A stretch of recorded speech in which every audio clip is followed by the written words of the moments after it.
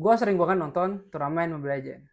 Ada satu hero guys yang sering banget dipakai. Namanya Chow. Mau perubahan meta kayak manapun, mau dia di nerf, tapi dia tetap menjadi pilihan utama andalan tim untuk memenangkan pertandingan. Kasus ini ada kemiripan di Indonesia. Ada seorang menteri yang mau kayak manapun kabinet, mau kayak manapun presidennya, dia tetap menjadi pilihan guys. Bahkan hampir 15 tahun menjabat jadi menteri tersebut. 3 presiden berbeda, dia tetap dipercaya memegang Kementerian Keuangan. Siapa lagi kalau bukan Bu Sri Mulyani.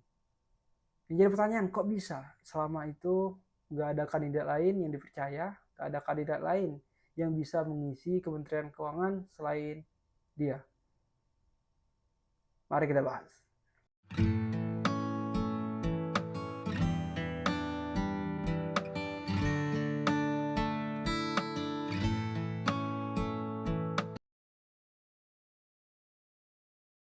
Jadi gini guys, Sri Mulyani itu bukan seorang politisi. Dia teknokrat yang memang ahli dalam bidang tersebut. Secara pendidikan dia S1 di Universitas Indonesia, Ekonomi, S2 dan S3-nya di Amerika. Awal mulanya dia sebagai akademisi guys. Ya standar, ngajar, riset, nulis, dan berhubungan dengan angka dan data. Jawaban pertamanya, kenapa dia bisa selama itu guys? Karena dia teknokrat. Dia bukan menjadi menteri karena balas budi seseorang pemimpin. Bukan. Dia memang jago dalam bidang tersebut guys. Makanya ketika ada perubahan kayak manapun, dia tetap dipercaya untuk memegang Kementerian Keuangan. Beda kalau sebagai balas budi politik guys. Karena politis dia diemban sebagai menteri, biasanya gak lama bakal diganti. Perubahan rezim dia bakal diganti. YTTA.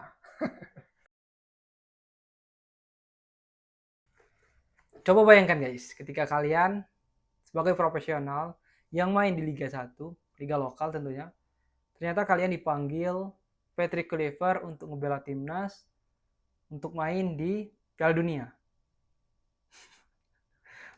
Seberapa jagonya kalian guys? Ini terjadi pada Bu Sri Mulyani guys. Tapi bukan untuk main bola.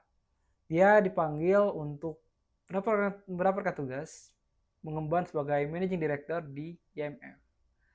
IMF itu ibaratnya sebagai kiblat dunia negara-negara yang lagi krisis untuk utang jangka pendek guys. Indonesia kalau nggak salah tahun 98 juga ngutang ke IMF kalau nggak salah. Dan gongnya lagi di tahun 2010 ketika dia menjadi Menteri Keuangan tapi udah ngundurin diri, dia ngejabat sebagai Managing Director di World Bank. Wah, gila nggak tuh? World Bank guys. World Bank yang juga sebagai tempat orang ngutang dalam jangka panjang untuk ngebiayain sekolah, rumah sakit, jalan misalnya guys. Sebagai kiblat dunia. Pada intinya guys, dua lembaga internasional ini lembaga yang istimewa lah, yang orang agung-agungkan, yang orang ingin bekerja di sana. Dan Bu Sri Mulyani menjadi kepalanya. Bayangkan. Maka dari itu guys, kenapa Indonesia sangat disegani, sangat dipercaya oleh investor karena ada beliau ini. Karena jejaringnya. Ditambah lagi tempat bergengsi. Tentunya kolega-koleganya ini bukan orang-orang sembarangan guys. Maka dari itu, Indonesia agak mudah dapat investor karena ada dia. Nah, ketika mereka mundur, gue nggak tahu bakal gimana IHSG Indonesia bakal gimana, investor asing di Indonesia akan lebih banyak atau pada lari, gue nggak tahu. Mari kita lihat. Terlebih lagi guys, Sri Mulyani ini udah ngelewatin 2 krisis besar di tahun 2008 dan di tahun 2020. Di tahun 2008 itu ada krisis gelembungnya kredit rumah. Karena krisis ini banyak negara tumbang. Tapi Sri Mulyani ini membuat Indonesia bisa survive di krisis itu guys. Dia memberikan stimulus ekonomi dan ngatur APBN sehingga Indonesia bisa survive dan melewati krisis 2008. Dan di tahun 2020, pada saat pandemi, dia mengelontorkan ratusan triliun rupiah untuk memberikan bantuan ke kesehatan, pendidikan, dan ekonomi. Sehingga Indonesia bisa menyelesaikan krisis itu. Padahal pada tahun itu kita defisit pertumbuhan ekonomi. Tapi Indonesia bisa.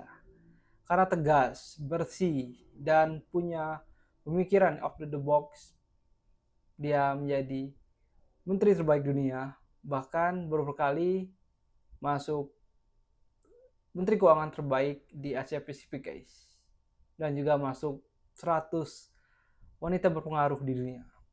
Wow, gila. Baru-baru kemarin guys, ternyata dia nggak lagi menjadi menteri keuangan Indonesia. Padahal udah belasan tahun megang keuangan Indonesia, ternyata dia di reshuffle. Kita nggak tahu bagaimana kelanjutan menteri terbaru Indonesia.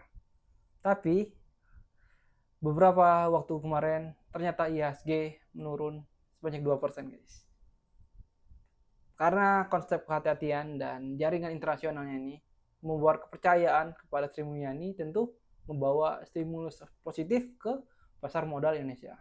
Kita lihat saja gimana Menteri Keuangan Indonesia baru, apakah ada kebijakan-kebijakan baru yang akan lebih baik Indonesia ke depannya, atau bakal Indonesia malah mengalami kemunduran. Kita lihat saja guys. Jadi kenapa dia bisa bertahan di 3 presiden berbeda? Jawabannya karena keilmuannya, pengalamannya, keberaniannya, dan kepercayaannya memberikan investor banyak datang ke Indonesia. Kita nggak tahu bagaimana next Indonesia ketidakadaan dia. Apakah Indonesia akan lebih kuat, apakah Indonesia akan mengalami kemunduran, ataukah Indonesia bakal mengalami pertumbuhan 8%. Janji Menteri Keuangan baru, Indonesia akan mengalami fase pertumbuhan ekonomi yang meroket katanya. Kita lihat aja apakah kebijakan-kebijakan barunya ini membuat Indonesia akan lebih baik. Dan tentu memang pengganti Sri Mulyani ini mengemban tugas yang sangat berat. Karena posisi dia yang sangat sentralistik dan membuat kepercayaan internasional, maka beban dari menteri baru keuangan ini akan sangat berat. Go Aldi, goodbye.